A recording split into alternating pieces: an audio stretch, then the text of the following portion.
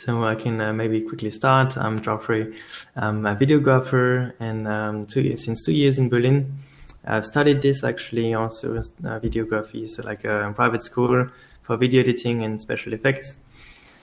I don't think it's really necessary to go to a private school or to a school ready for it, because then there's obviously a lot to learn about freelancing, about business, and that's also the topic of today, about finding clients and doing good work. Yeah, let's hear about you guys. Yes. Johan, do you want to start? Yes, why not? Okay, so I'm Johan, I'm 23, and I'm a social media expert on Instagram and Facebook. This is my and LinkedIn. This is my three main real social network, and I start my activity officially 7 months ago, in October last year. But before this, I was a freelance for some startup or other business like this. And I'm also a photographer, but just for fun. This is not my main work. I created some little movie and and take little photo on my trip, for example. And you get a drone, right? Yep, I have the drone. Yes, I have the drone. I start with the drone, and after I buy my camera. And before that, take photo with my smartphone. Cool. Awesome.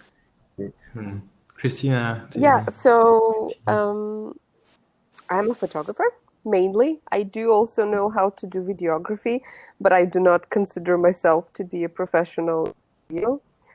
Photography I've been doing for the last 8 years. I don't know how it flies, but for 8 years, this has been my main job. And I started it actually as my main job. It was never my hobby at first. I just got into the media world with my friends who were working for different magazines. And so I just started right away. And there's nothing else I can do. Yeah, that's it. Yeah. So my name is Max. I'm a music composer and sound designer for media and brands, businesses. So I work a lot with videos, film, and also marketing and branding related projects. And since I was a kid, I wanted to do music. I wanted first to become a punk, famous musician. Didn't pan out. But I went into the studio work, and at the beginning I studied political science, and then at one point I said, okay, I want to do music, and I did 1 year of sound design school, and from there I studied myself and learned things, by myself, and I took courses online and worked on small project, free projects, and I started out like this. And now I don't do free projects anymore, thank God. Starting out, that's a good way to start also. Our topic, how was it for you? So you were still in Italy, then you moved, and just about like this phase, when I moved here, it was almost 10 years ago. I came for the Erasmus, and I was doing music, but as a fun passion, and I had a couple of bands I was playing with, and then I went more. I finished my university studies, but right afterwards I went to the sound design school here in Berlin. And because during the university years, I decided I wanted to do this, and so music and sound design for film and advertising. So, yeah. Mm-hmm.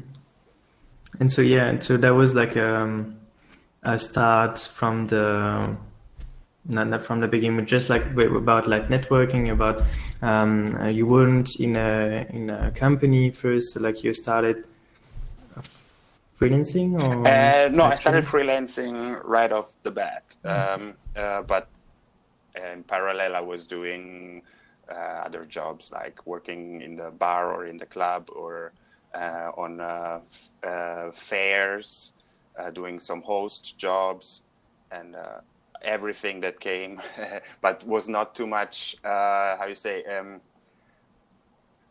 was not stopping me from doing music in my spare time. So I had these jobs, maybe very focused on 2 weeks period that allowed me to live then for 2-3 months, maybe, for very intense outside of Berlin also, or just on the weekend, so I could kind of live, and the rest focus on developing my skills, my interest, find small projects here to do pro bono, and get a new network.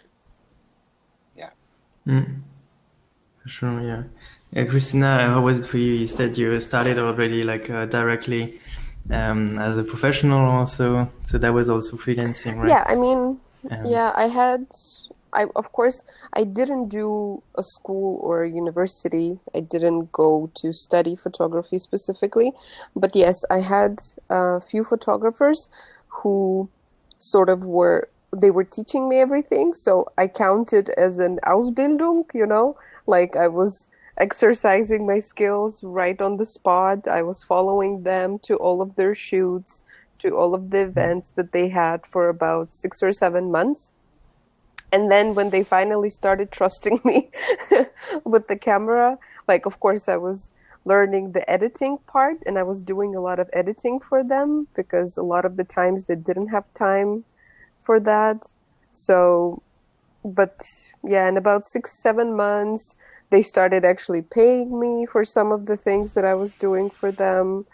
And I started feeling a lot more powerful.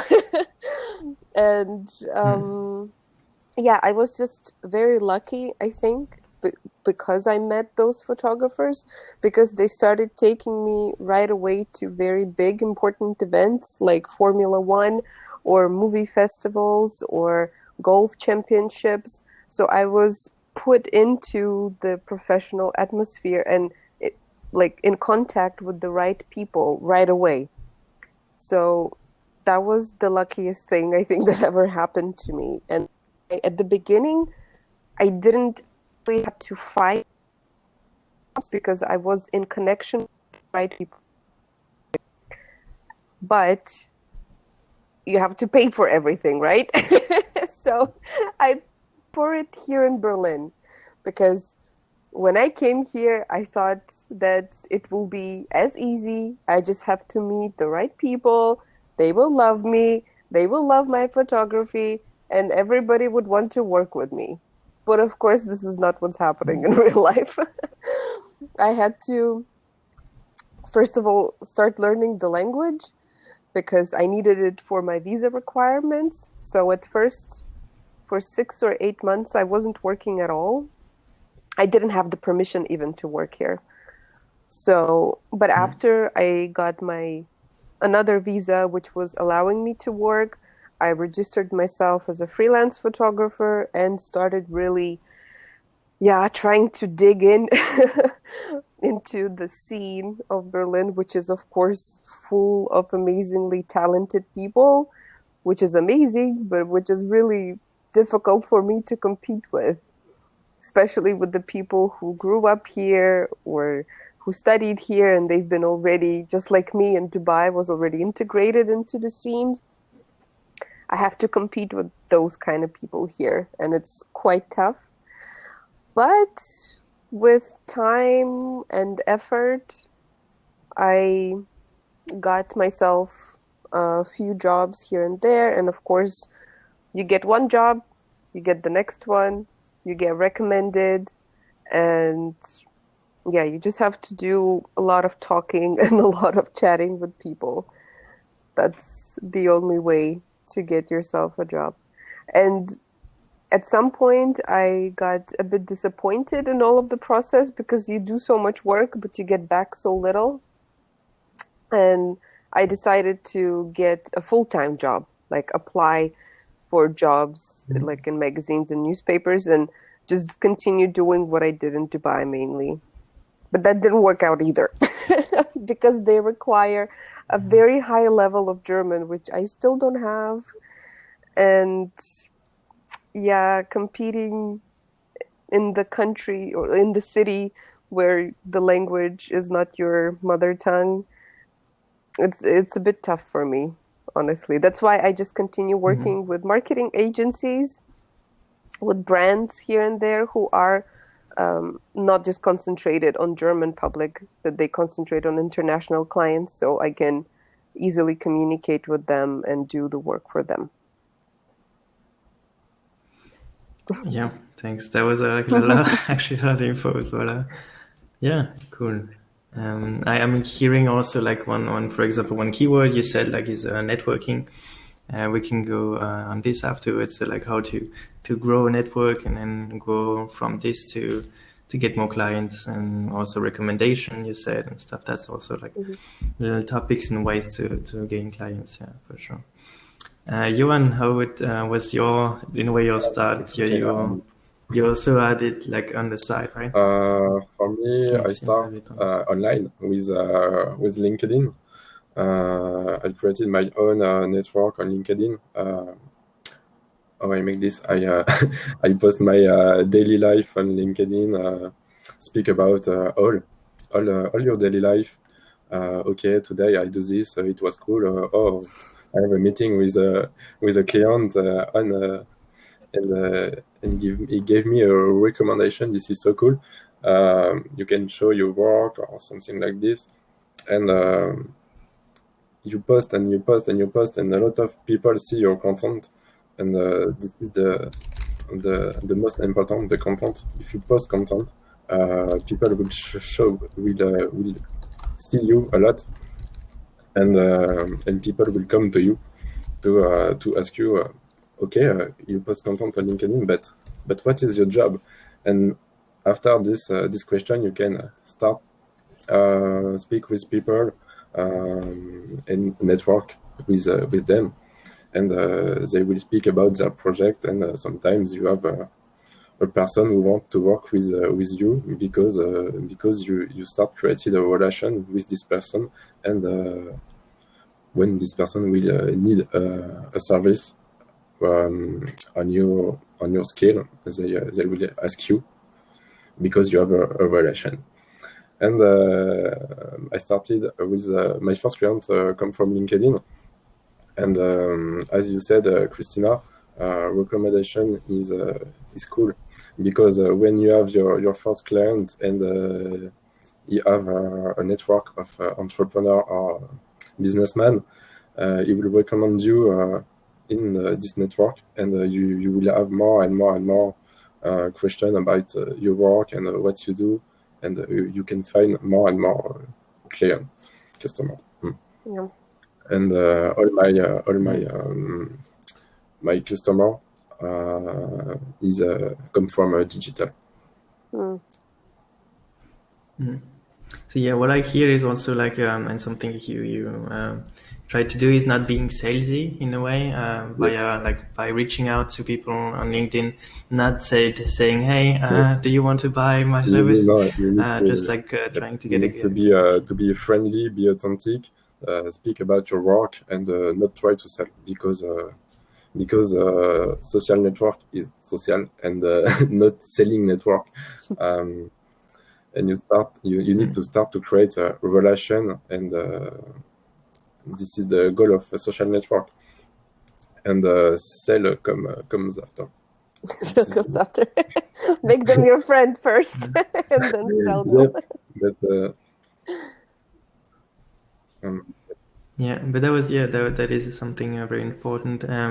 But I thought first, like, sort of.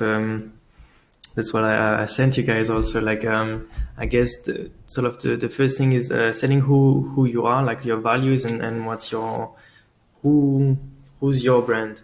like, because everybody is a brand. We talk about personal branding, for example, like who is it that people will connect with? So like, who's your profile? Who yeah, Max, do you have like insights maybe on or did you already think about like okay, what's my values and what's something like the basement for okay, I want to reach out afterwards to people? Yeah, I think the most important thing is always, if you present yourself to a potential client, a prospect, or it's always to focus not on how great you are, what your skills are, because first of all, most of people don't understand. If I explain how many cool techniques I use to create a specific sound, first, no one understands it, and second, it's totally not interesting for them. So if I have to present myself to a potential client, I try always to make clear what I can do for them, how I can make their life simpler, better.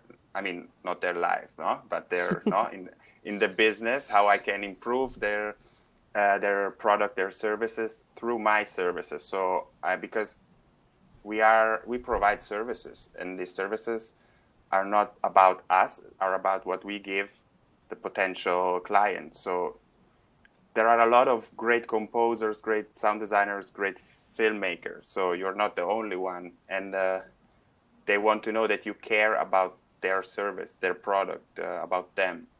And I think that's one of the key things to establish also this relationship, not being about yourself. Actually, it doesn't have to be at all about yourself, because that's yeah, good point. Yeah, good point. So I mean, and then how was it to? So like that would be then your way to differentiate you from others, like to care more about customers' need and customers' problems. It depends also on what kind of contact you have, no. But yeah, if you say so in terms of general branding, I think you should find first of all your strengths and build around that your brand. And I don't know, maybe you want to be the filmmaker for fashion clips, then you have a different approach to your branding. I don't know. For me, it was important to be like I don't know, have this branding of a bit artisan for cool brands and the film, but that I work like really like an artisan, really crafting the sound, and that's what I also try to come across on my website. And so maybe another composer, for him is important to be like the guy who makes this massive in-your-face sound that's perfect for Hollywood movies or Hollywood trailers. So it depends really on what you like and what you enjoy most doing, and then based on that you should brand yourself. Yeah. Kristina, how is it for you? Do you have like a branding? Did you think about it? Well, that's a very difficult thing for me to figure out, because everyone is constantly asking me, what kind of photography do you do? And what's your favorite kind of photography? I can never answer that question because I am a very unstable person. I can never be connected to just one thing or continue doing just one thing. So I can never just be a full-time food photographer. I'll get bored of it. I can never be a full-time baby photographer or just an event photographer, or I cannot. I have chosen a few of the types of photography that I do, and I approach clients in those areas. Like, I do food photography, so I approach restaurants for that. I do interiors photography. I approach Maklers in German, like the agents who sell properties. Yeah, the real estate agents. Sorry. Then I do family photo shoots, because here in Germany they are very popular and I do enjoy them. So I do that, as this is the only private niche photography that I do.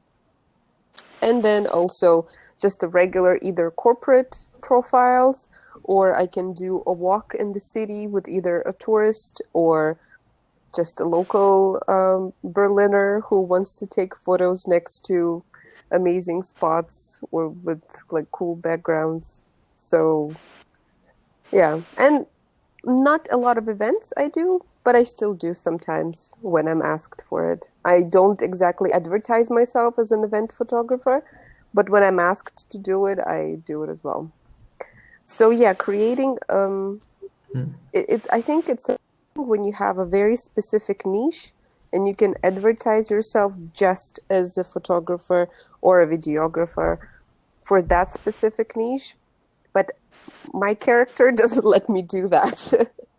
So, and changing my brand every single month, that would also be very stupid, I think. So I do, yeah, I have a bit of a broader image to myself. Yeah, I like to be able to help people and do my job and for different clients. Yeah. Johan, what would you say about like the social media side of it?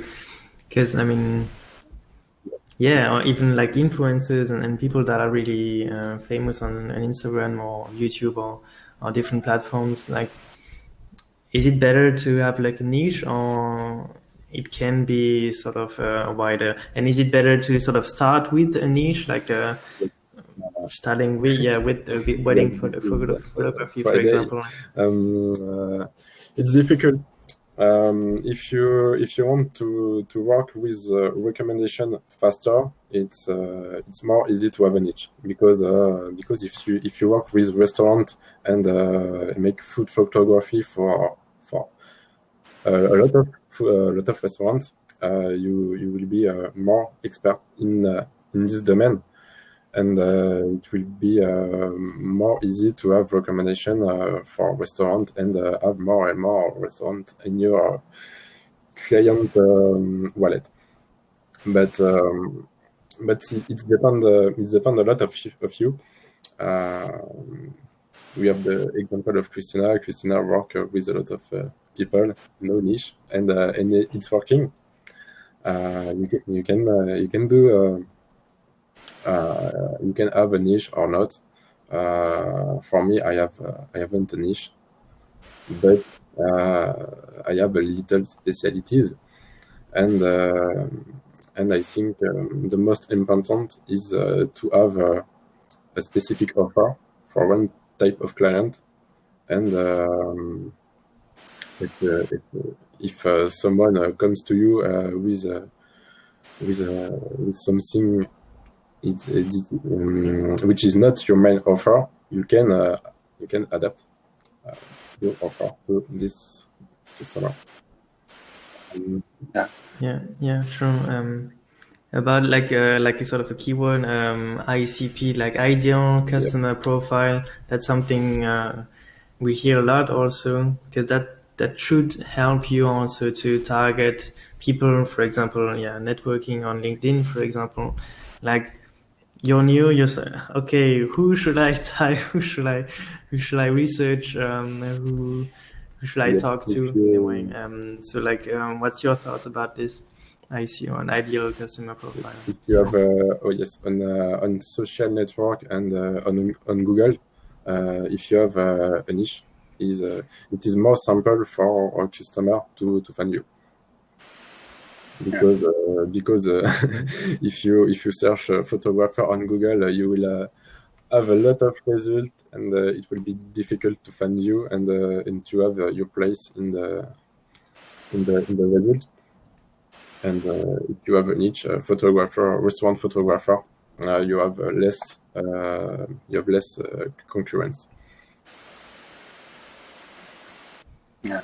But I wanted to add, for instance, now probably in photography is a bit different, but like in the audio business, I mean, you could do from post-production to composing music to sound design. So you cannot be officially on your website as the master of all trades, because I get projects where I only have to do post-production, and I do it. I can do it. So, but if on my website I offer everything, I think, yeah, okay, this guy can do everything and nothing at the same time. So and you have also your favorite kind of projects you want to do that are your strength, what you enjoy most. So I think based on that, you brand yourself, not too close, like, oh, I only make music for I don't know, art gallery events. Yeah, that's very niche-y then. Well, maybe you say I do music and this, or I do photography. Like I imagine in photography you can also have like a super broad spectrum. And I don't know, you maybe are not famous for being a marriage photographer. Or yes? I am definitely not. I never do weddings. Yeah, exactly. See?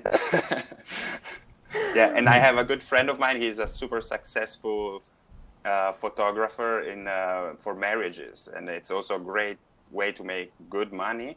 But now he's very into this niche, and it's difficult to get out. So it's always tricky also how niche, how much into a niche you get. Yes, I think, yeah, but he said, for example, here, like somebody there who got pretty far, like who got pretty successful. He got successful probably also because he needed. Yeah, definitely. Do you think, or do you know people who got successful by getting more broad, by getting I can do everything type? Kristina, do you know famous photographers or what you would maybe call successful, and how do you think they got there? The thing is that I am in contact a lot with product photographers and or press photographers. And you see, they're very different. Of course, the product photographers are solely concentrated on doing photography for products. And that is, it's a niche which always requires a lot of work, especially, I think, now with the social media. Every brand needs a representation and a lot of images for their products. Not like before, just like once a month, a campaign image for a magazine, as an advertising or whatever. Right now, they require a lot of different images or even videos to be able to keep the interest of people coming. And then the press photographers, as I used to be once, who do a lot of things. Whatever the magazine asks them to do, they have to do. They, like, when they're hired, obviously, they cannot refuse the job. But I think that, yes, my life would have been a lot easier if I would have just, stick to one perfect client, rather than jumping from a place to place. But yeah, that's a problem that I created for me myself, and I have to deal with that.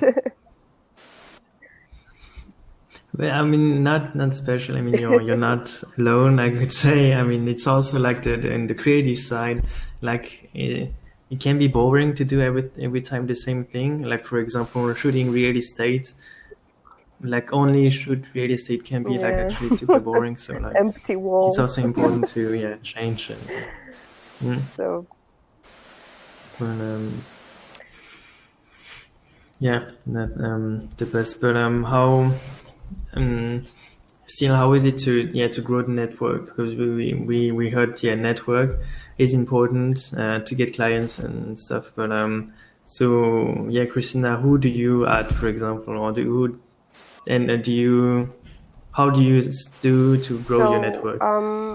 One of the things that I did a lot before the quarantine is that I would go to all kinds of different events in the city, which you could find on Eventbrite or any other app. Some of them are free, some of them are for a small fee. And a lot of the times I would go there with my camera. I would talk to the organizers right away, introduce myself, and snap a few images for them at the event. And of course, while I'm there, I get a chance to talk to everybody, and they see a camera on me, and of course, they know that I am there as a photographer, and I get lots of connections that way. And so you get introduced to the organizer first, who then can invite you for the next event. This time he might pay you.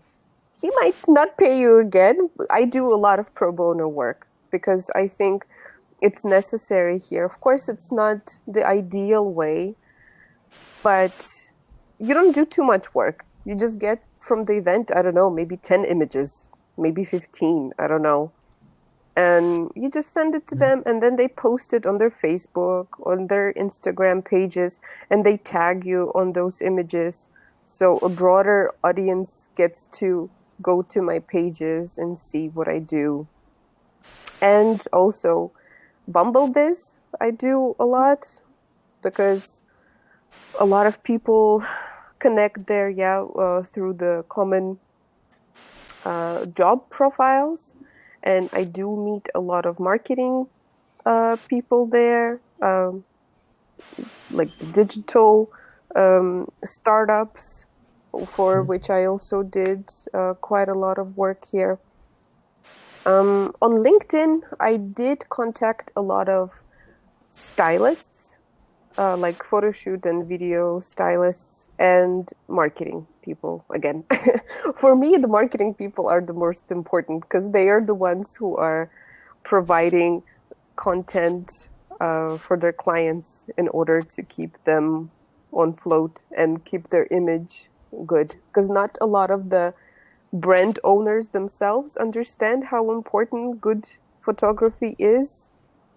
So I go through the marketing people. They understand the value of my work a lot more. Great, yeah. Johan, how was it for you? So you said you sort of started with LinkedIn and adding people on LinkedIn and growing your network there. So who did you add as persons? How did you target in a way? Yep. And how did I it prefer went? to work with startup and people who have innovative projects. So I had a lot of not a lot of, but founder or CEO or young startup, people like that, and I often talk to them to ask about their project. What how was your startup, or is it cool? What's your growth?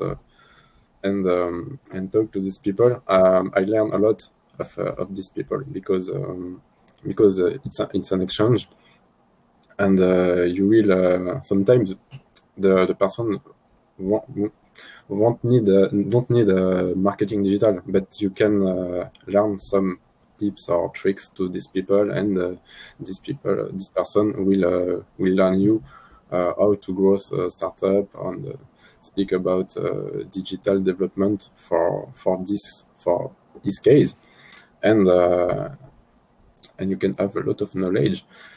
I start like this, and now I stop because because I have not I have no free time to spend my day on LinkedIn and speak with people. But it's cool. It's a little bit like networking on event, because sometimes I have a meeting with these people. We made a video conference to discuss, and we don't want just discuss by message. We go, we break. My cat. We break the break the mirror, and yeah. Sometimes I meet people on Zoom, just for discuss. Cool. And then did you actually like target like special location? So people are here, for example, Yes, from east of France. From France. Yeah. No customer out of France. But because at the same time, and that's actually a good thing as a digital expert. I mean, you can do everything remotely, and you don't especially need to be with the client to work with them, right? And this is new, and our world is going to be digitalized. So, for example, I have a French customer, but this is a Russian people. And I work with an IT team in Poland. And this is French in Poland, but we work together. Poland, yeah. Cool. Yeah, Max, can you actually also work totally remotely, or do you often meet clients like in a proper meeting, like you and the clients in one-on-one? No, mostly remotely. My clients that I have also in Germany and in Berlin. So in that case, we often meet if there is like maybe a spotting moment where we watch a video or before the final cutting. Okay, so we discuss what the sound has to be because we can, but otherwise, no, remotely. It works good. I have clients in the UK, US, also with the difference of time. You organize it, meet halfway, try that, okay, maybe one is in the morning, the other is in the evening, but it works fine. And I like it. No, actually, it's fine working only remotely. Can be done.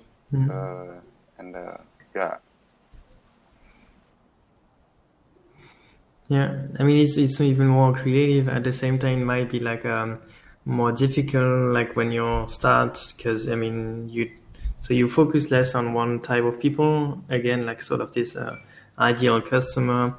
So how is it for you, like growing the network and having clients growing? Yeah, having clients. How did you find your clients? I also go to events. Of course, it's then different, my approach, because it's difficult to people to recognize me as a composer or sound designer unless I go with a keyboard, but then I'm only a wacko. And so no, it's more, I mean, for you, it's great. I didn't think about it, but it's, of course, you see someone with a cool camera. It's a good thing for the events. Yeah. And so, but I go also to events that I think are worth for networking. I also use LinkedIn, not so much, but I had some clients coming through LinkedIn. Also, and I noticed that the clients I had from LinkedIn, they were also very, kind of built a good relationship then, because it started with talking a bit and knowing each other.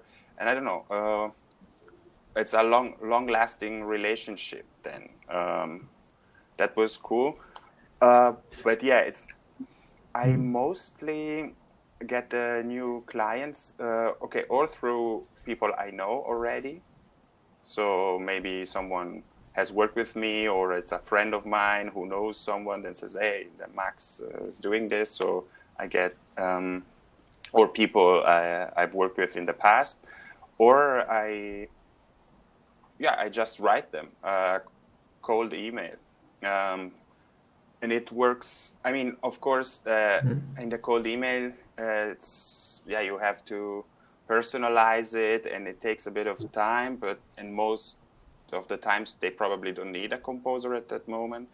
So you also have to decide, But you do some research, and there are tools that help you with this. You get the emails, you can segment it, and and then go. So of course, if you send 3 emails per month, the chances are low that you are successful with cold emails. But if they are interested, I see it myself. If I receive an email from someone that, I don't know, maybe in that moment I really need a graphic designer for something, and it pops into my email, say, great, and I will contact them. Why not? Because and then, so yeah, or you look what they on the platforms. I don't know. There are a lot of different platforms. They offer all kind of jobs. But yeah, I am on every online portal where. Yeah. Oh no. Am I still? Everything was blocked. You're back. You're back. I'm back. Okay. Yeah. So I'm a lot on the platforms also. For instance, Upwork is something that I don't like personally because it's you are competing with the whole world. So there's someone offering original music for $10, and then you think, yeah, okay, I cannot do this. Not even if they pay 10 times that. It's still too few for me. I cannot do it. So it's difficult. There are some good projects, but there are more focused websites that then are more serious clients, because on Upwork there's also a lot of like me that need a quick thing. But so the big businesses mostly are not on those, but there are others that are more for people who actually do this full time. So you can have fewer offer, but the projects are much more interesting. And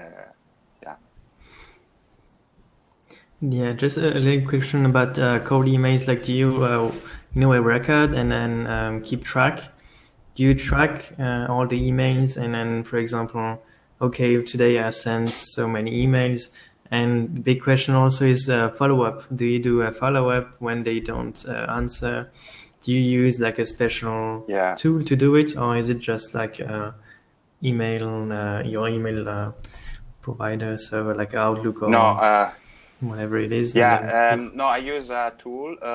It's called Snovio. There are others that do the same thing, and I can set up campaigns. So it's personalized, but so I segment it very good. So I have, like, I don't know, music supervisor that do advertising.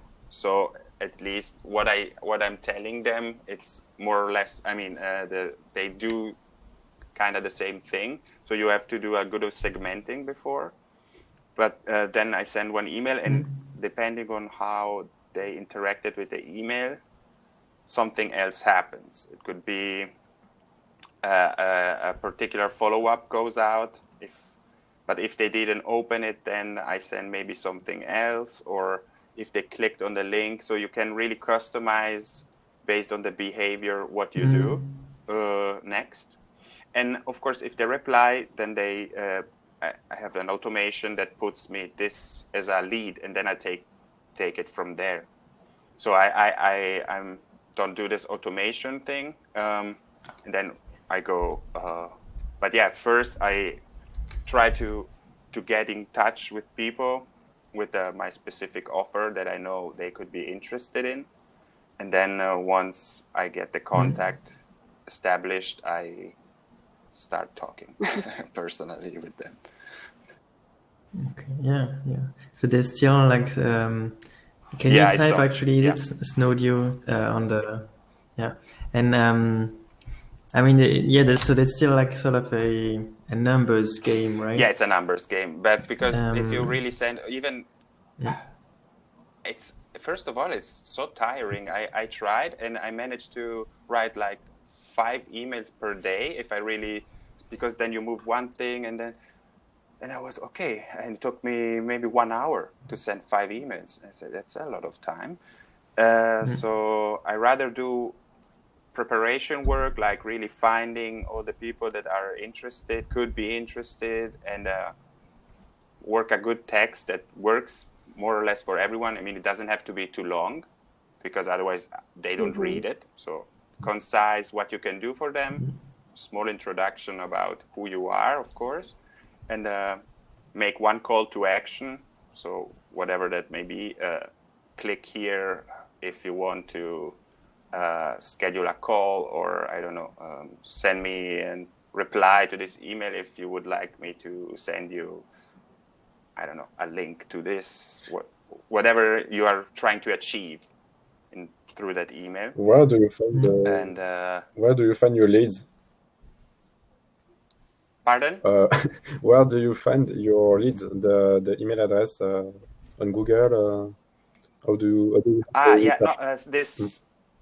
this tool has a built-in tool that you go on the website and you can see if these emails are not online, they don't find it, of course, but then you can verify them, which is good because I then don't send to old emails or unverified, and then it's bad because you land in the spam if you always write to people who are already not existing anymore. So yeah. Did it take some? I guess it takes some time to prepare this whole.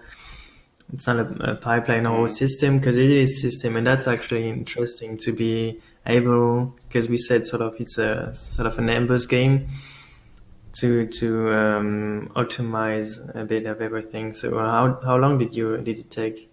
How did it take you a long time to set up this sort of example of first approach, and then maybe follow up, and then second follow up, or other follow up if they click the link?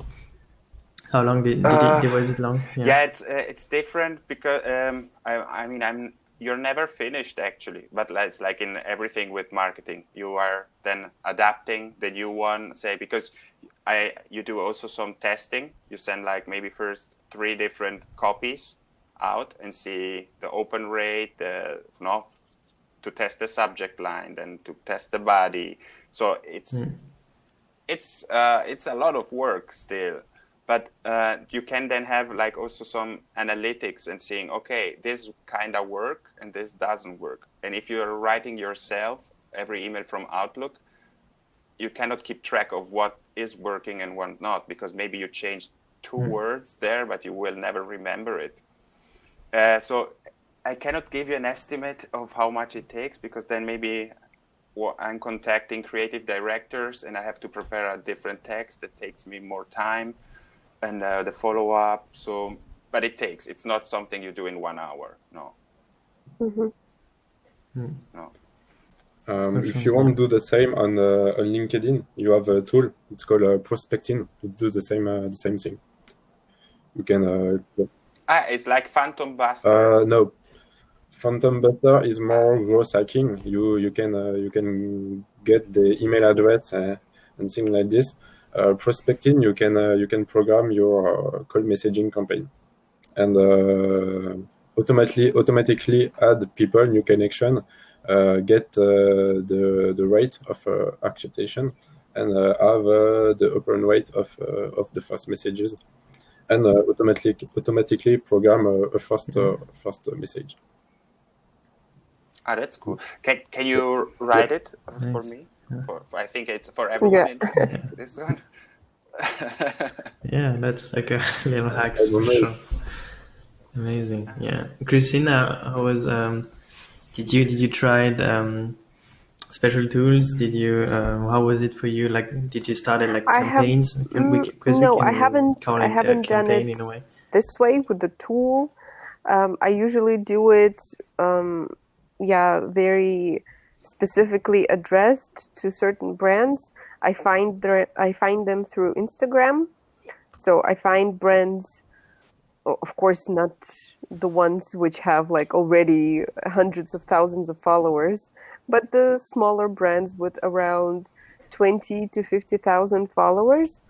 You get their email straight away from the Instagram, and you write them like a very personalized kind of email. I don't do like offers or advertising kind of thing. No, it takes a lot of time. Yeah, you write 5 emails and it takes you an hour, but I do get a lot of responses specifically from those emails which are registered under Instagram. It's usually like if in a day I would send 10 or 20 emails, I will get at least 10 responses back. Not all of them are positive, but they at least respond to you back, because usually behind Instagram profile, there is a person always. So you get, a more of a communication. And once they reply to you, you have a chance to reply again and offer something else, or, it opens up a small door to the brand. And especially now, the only jobs I was actually getting during the quarantine time is from those brands who would send me boxes of products, and I would have to photograph them either with my model, my little sister, which I have.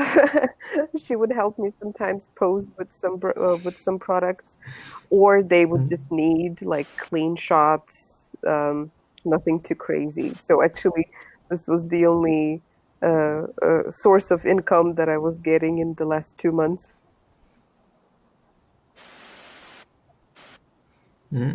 And so you still send an email, because on The Instagram messages, you can no, sort of I don't do use DMs. No.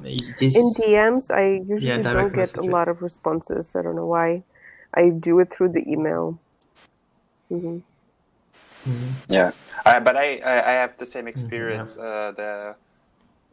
You mean LinkedIn, not the direct mail? No, in Instagram. Oh no, on Instagram. You don't get response. In direct messaging, Not a I lot. do, but I don't know. I find it not that what's the word? Workable for me. I don't know. I prefer emails. Yeah. Do you? It's more More professional. more professional. Do you follow up by messages? I do sometimes. Yeah, I write that blah blah blah blah blah. I've also sent you a quick email, and they usually reply through email.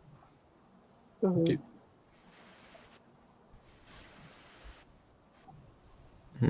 But then there's sort of this question, what about branding yourself, and what about you creating a big profile, a big, a nice looking profile with lots of followers, so that you have this little, how do you call it, sort of this proof that, I'm sort of not just a little guy from the city, but I'm really already a professional that already has a following.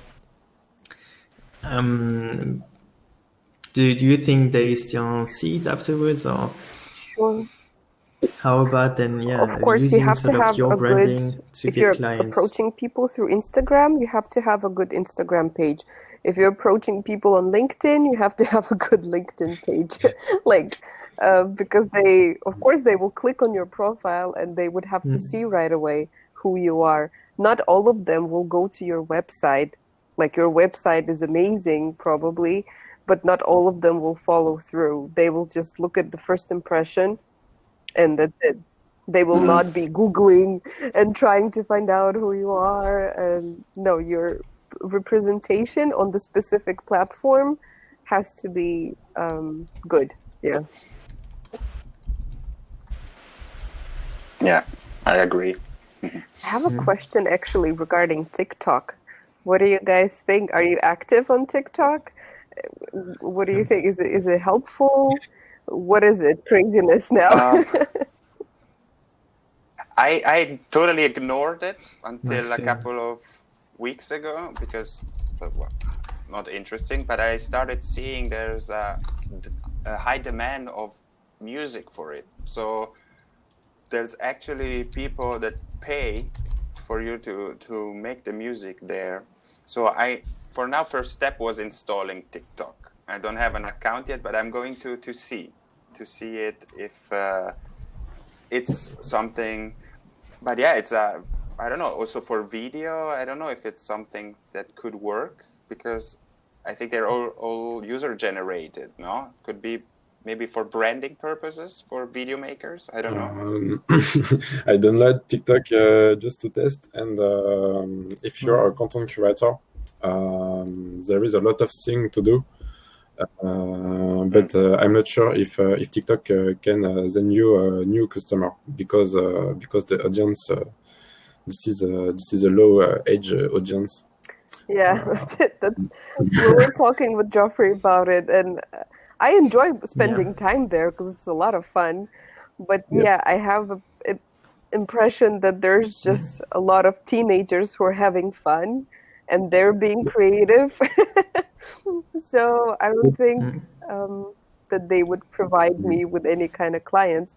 But if you enjoy creating something like that, that's a really fun outlet, I think. Mm-hmm. I see someone is writing Abrar that's a huge market on TikTok for videographers.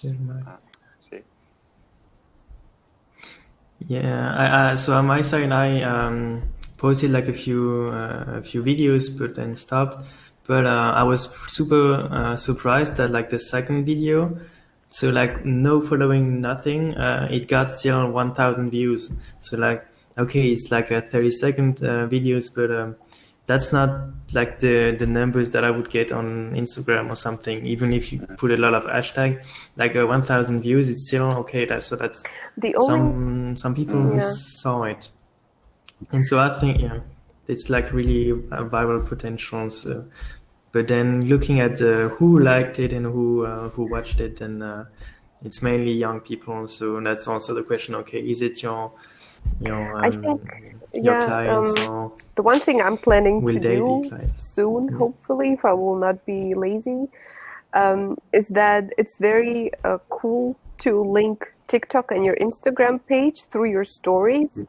What I wanted to do was to create like retouching and like editing videos of my photos, which could be interesting for people just to see the transformation and the different techniques that they could use.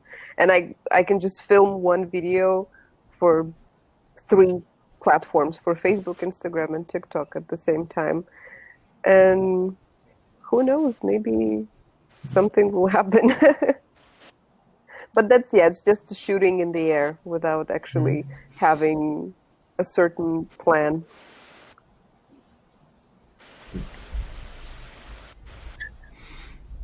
Johan, what's your thoughts on TikTok? I mean, everybody sees that it's growing TikTok fast. have a lot of potential because people spend more time on TikTok than other social networks. I saw 40 minutes per day in average for a TikTok user. This is it's so addictive. Yeah, it's so addictive.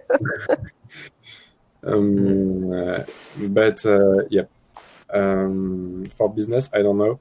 I haven't tested, but I have a story on Instagram filter. There is a French guy who created an Instagram filter.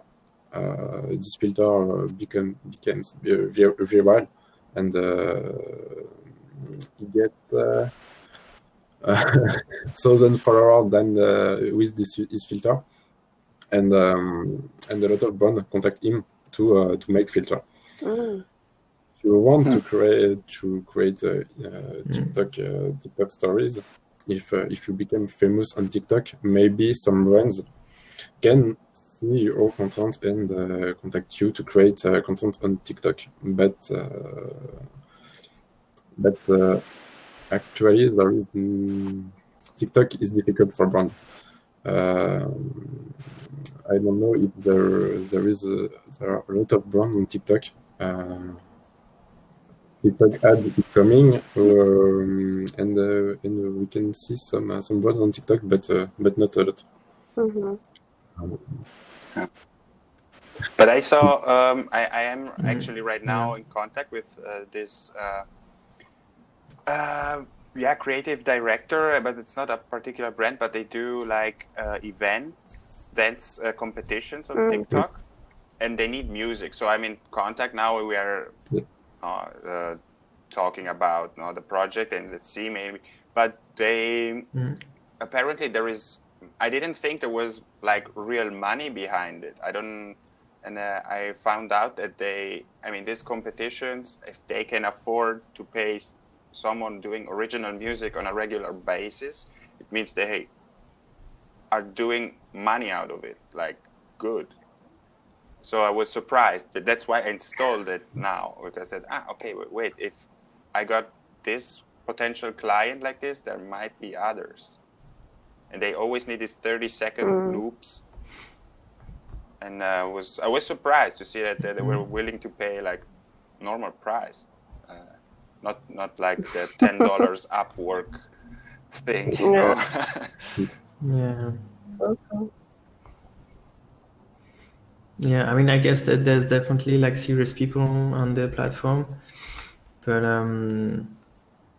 yeah, so far it's still okay. Not sure who's watching it, and if there's like a real business side of it. It's still, I mean, what I see is still like a lot of challenges and like sort of it's not now, but like sort of almost like ice bucket challenge or something like a bit weird. Yeah. There was a question before. I don't know if we answered that. TikTok can be cool for brands which need fame, like Coca-Cola or McDonald's, for example. Yep. Yeah. Also the sports companies, I think. Yep. Showcasing their products. I don't know. Yeah, the clothing, accessories, and shoes are always, they can find their place on any social media. People will always buy it.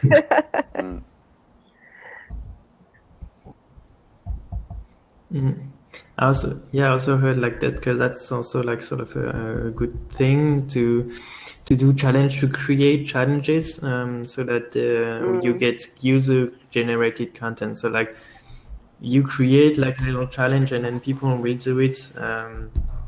You're the original. Thanks to you, and then sort of you are like the, maybe if you do like say Coca-Cola this way or whatever, with a balloon, helium and stuff on it.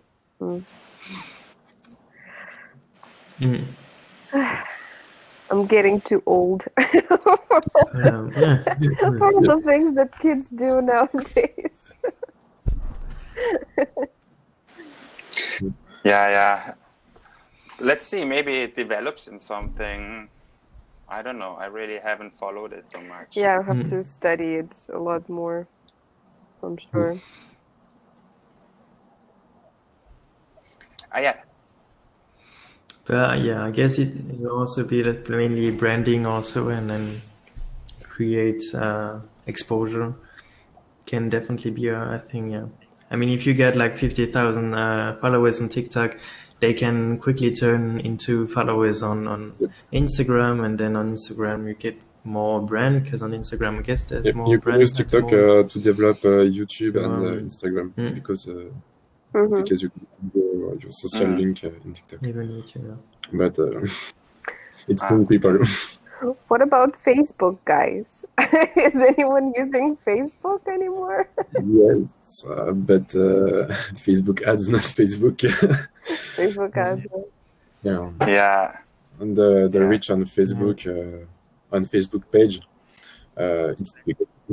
it's hard. Yeah, if you don't push it with some ads, it doesn't make any sense. You can use group. Group is working. Yeah.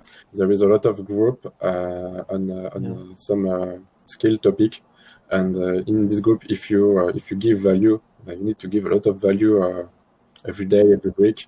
You can have a big group of fans, and this fan can buy your project or can contact you to have your skill or something like that.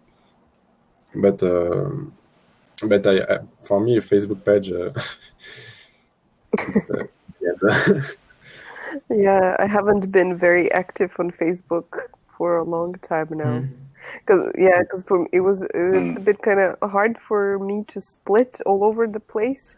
Like I concentrate on Instagram mainly, and so Instagram have a better reach. You post a book, a lot of people interact with it. Yeah, book. That's true. Facebook is very locked down. Yeah, the Facebook, they force you now to get the ads, and Facebook. No, as a freelancer,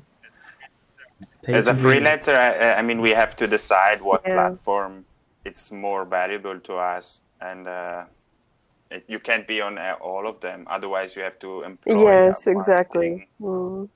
Social media marketing specialist. But then you wouldn't be a freelancer if you could have a guy for 5,000 euros a month.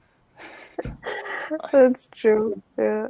Actually, Instagram is the best for content creation. Not so difficult to have reach and interaction and create a community. Because Facebook is more used for shop, for example, shop and people who sell training. Yeah. With ads, it's working with ads, but for content creator, Facebook is difficult. LinkedIn or Instagram are better. Yeah. It's more in a way, so like sort of B2C, as we can sort of hear a lot. Yep, and Instagram can use for B2B.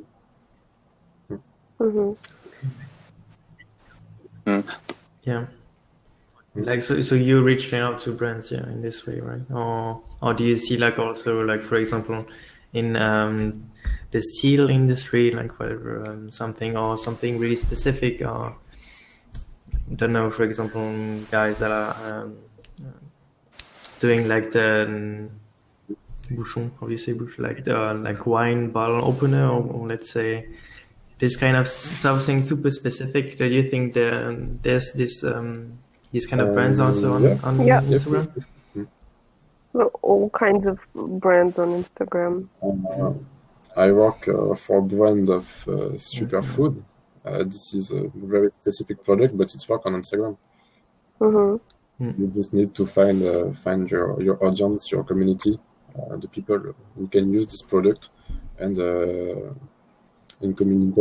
communicate and in this topic. For example, for superfood, we speak about running, and we have a lot of runners in your community because it can be used for them.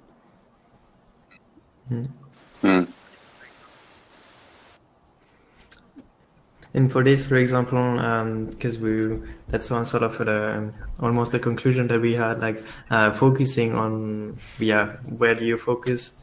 Like you cannot really do everything at the same time. It's more like, okay, choose sort of one channel. For this brand, for example, you'll focus on Instagram and posting and getting people that are into sports, for example, and into superfood there, or do you plan to reach them through other channels? Actually, we need to focus on one thing, because there is a lot of concurrence. There is million people on Facebook, million people on Instagram, and you need to be distinctive. And if we have a poor budget in communication, it's impossible to be efficient on LinkedIn, on Instagram, on Facebook. You need to create content for each platform.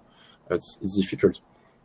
You can't do that, and it's better to focus on a platform, on a social media. You can be efficient for your business.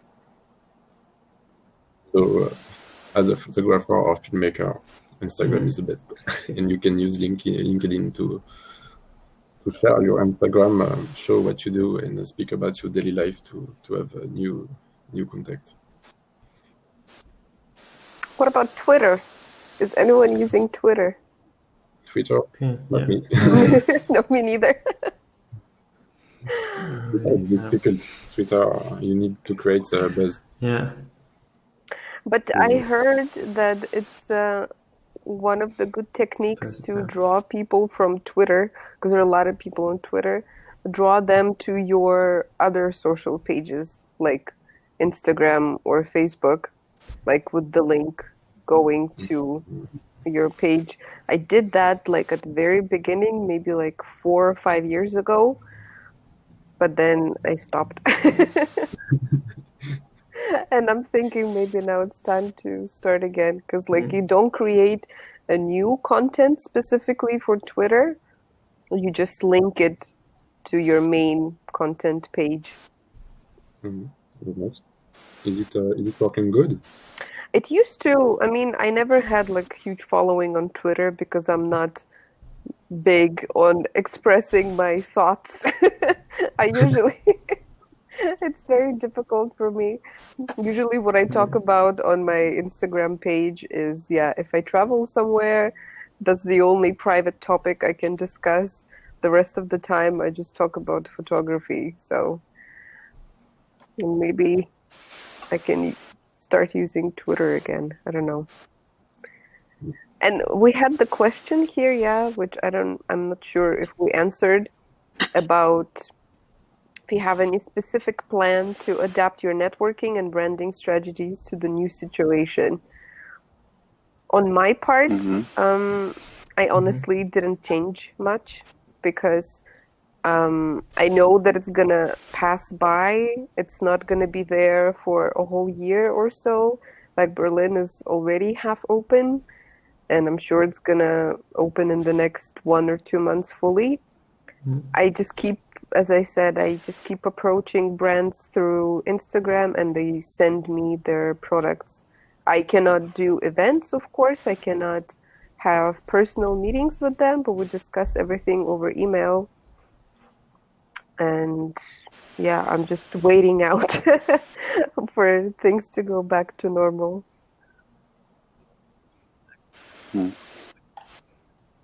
I have actually a lot more requests coming from the clients. I have a lot more offers coming in. Some of them I'm not accepting, because a lot of the brands are now trying to get freebies.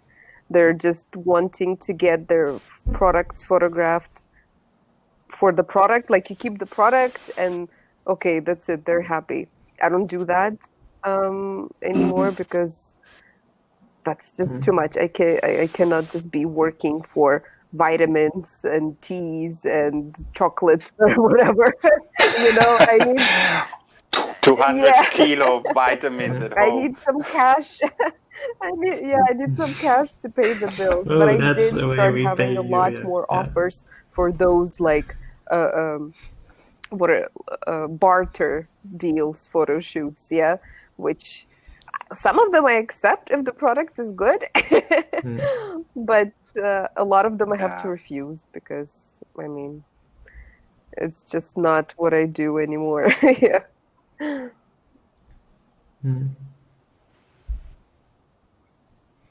just thought about it would be funny to be paid with toilet paper. Well, the toilet paper doesn't need any branding anymore. That's it's a superstar. So. Yes. Just need to be there, when people, sure. Yeah, I think. Max, how did it? I think, I don't know. At least what I was doing, I'm doing is I analyze first my potential clients, what their business is in, and I do a quick research, or I already know which area of business are kind of suffering right now and which are not. So I'm not going to contact film production companies because I'm pretty sure they're not filming big time right now. So, but and the ones I get in touch with, I try immediately to assess how they are holding up right now. So if they're doing good, then I take a different approach. Because if I know, they're struggling, but they are in need of this right now, I have a different approach. I'm not starting to offer them 1,000 things that I know it's too much. And I have others that are thriving right now, thanks to the situation, that are doing better than before. So for them, I then have a more propositive, offering more things, and I kind of adapt to how the business is doing right now, and try to avoid altogether certain contacts, because then I kind of risk to burn a bridge by contacting them now, and they are kind of probably struggling with, I don't know, surviving. And then I say, oh, would you like to get some custom music for your failure? No. It's not cool. Yeah. You know?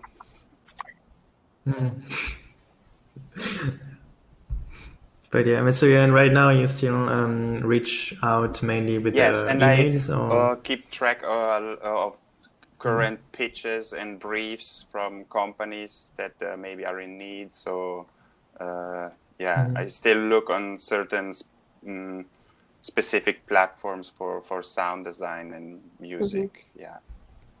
So. Great. Yeah. Johan, do you want to add something about you and how for me, I need to learn about business first. If I want to work with someone in sport, I need to learn about sport first to contact the person and to have a cool discussion with him, because it's essential to be more friendly with the people. And I need element to understand what the company do first, and I personalize my approach for each business, because each business is different. So I study a lot the businesses first on Instagram, on Facebook, and on LinkedIn, on the website, and I adapt my communication with this data.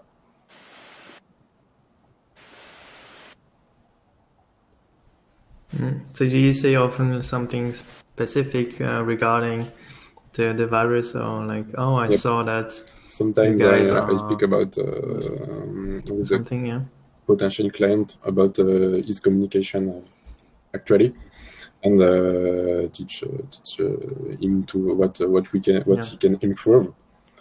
And sometimes he asks me, okay, how much you want to do this, because I don't have the time to do, and go.